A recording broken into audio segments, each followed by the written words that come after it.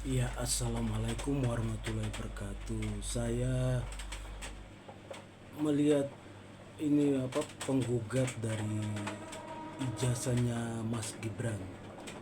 Kita ikut logika ini kan logika nalar yang sama dengan Roy Suryo, Rismon Sianifar, dan Tifa, Dr. Tifa.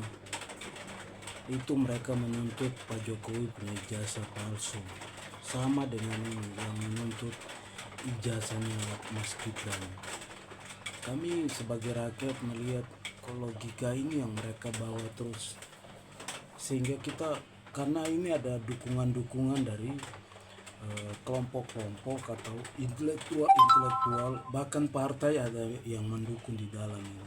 Ini juga partai bermain di dalam, sehingga mereka mendorong halal ini. Ini kan politik semua di bawah, yang cuma untuk mengganggu narasi di publik, di media sosial, di TV, dan untuk mengganggu masyarakat, sehingga kita berpikir bahwa ada sesuatu yang salah dari Mas Wapres.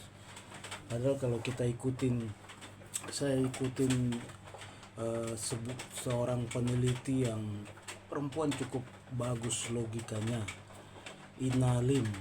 Ibu Inalim ini dia seorang pengamat pendidikan. Bagaimana dia menceritakan tentang Mas Gibran punya proses pendidikan di luar negeri, juga bagaimana kesetaraan dari luar negeri ke dalam negeri ke kita. Karena kalau mereka mempersoalkan ijazah Mas Gibran, kenapa dia tidak mempersoalkan ijazahnya Pak Presiden Pak Prabowo? Karena Pak Prabowo juga sekolah di luar negeri SD. Sepanjang mereka tinggal di luar negeri, ayah Pak Prabowo sejak muda itu sekolahnya semua di luar negeri. Dan bahkan semua orang banyak juga yang sekolah di luar negeri. Cuma kita lihat ini kan akhirnya nalar ini menunjukkan kepada kita bahwa ya menjual kebodohan di publik.